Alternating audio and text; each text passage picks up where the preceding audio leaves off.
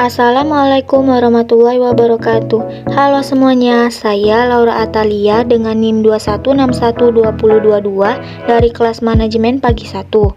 Di video ini saya akan menjelaskan tentang manajemen perusahaan. Pengertian manajemen perusahaan. Manajemen perusahaan adalah serangkaian unsur dalam perusahaan sebagai proses memimpin, mengarahkan, dan mengadministrasikan sumber daya yang dimiliki perusahaan. Dari definisinya tersebut, kita dapat melihat bahwa manajemen adalah unsur penting yang harus dimiliki oleh sebuah perusahaan atau bisnis. Dalam sebuah perusahaan, manajemen merupakan komponen penting yang harus dimiliki perusahaan untuk mewujudkan visi dan misi yang ingin dicapai. Adapun pengertian manajemen perusahaan menurut para ahli. Yang pertama, George R. Terry. Menurut George R. Terry, manajemen di perusahaan adalah suatu proses yang berbeda, terdiri dari perencanaan atau planning, penyusunan atau organizing, pengarahan atau actuating, dan pengendalian atau controlling, di mana dilakukan untuk mencapai tujuan utama perusahaan dengan melibatkan manusia dan sumber daya lainnya. Yang kedua ada Harlow Kohns.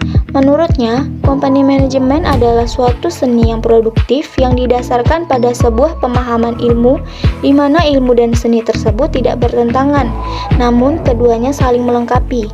Dan yang ketiga ada Lawrence A. Play. Menurutnya, company management adalah sebuah seni untuk mencapai sebuah tujuan yang diinginkan dan dilaksanakan dengan usaha orang lain. Selanjutnya ada fungsi manajemen perusahaan. Yang pertama yaitu memimpin atau leading.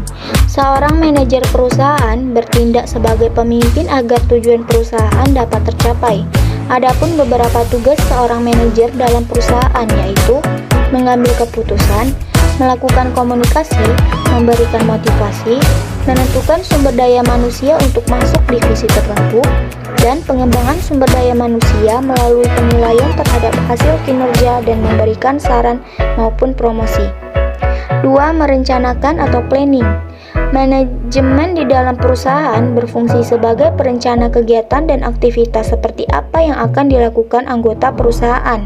Perencanaan tersebut meliputi menentukan jenis kegiatan, menetapkan waktu pelaksanaan kegiatan, membuat target atau sasaran dari setiap kegiatan, mengatur jadwal atau scheduling, mengendalikan biaya agar tidak over budget, membuat standar operasional prosedur dari setiap kegiatan. Selanjutnya ada fungsi yang ketiga yaitu menyusun atau organizing. Company manajemen dapat berperan sebagai pengatur dan penghubung antar divisi pekerjaan sehingga pelaksanaan setiap tanggung jawab lebih efisien dan efektif, seperti membuat desain struktur organisasi, menentukan job description, mendelegasikan tanggung jawab, menetapkan hubungan-hubungan yang membedakan antara atasan dan staf, dan mendeskripsikan setiap yang hal berkaitan dengan pemanfaatan sumber daya manusia.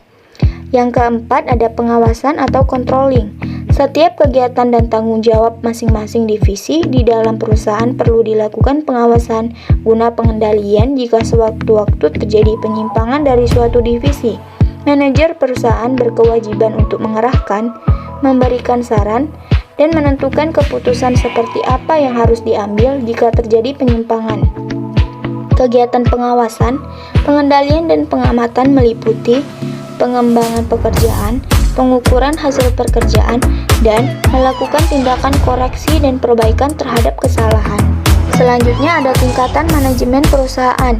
Yang pertama ada top level management.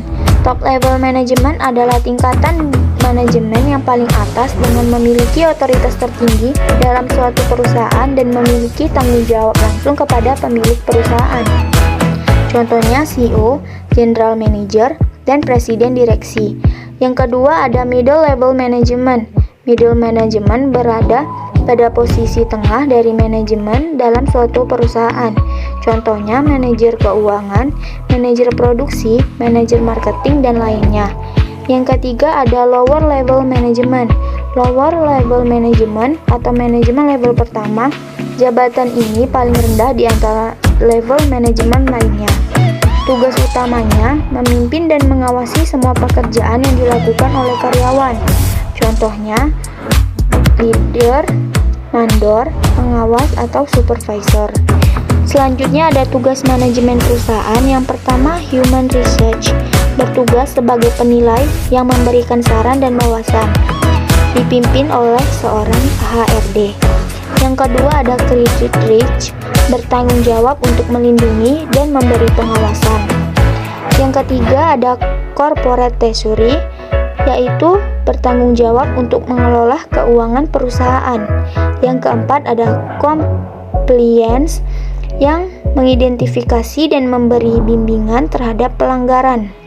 Yang kelima ada firm risk management, bertanggung jawab atas pengembangan manajemen risiko.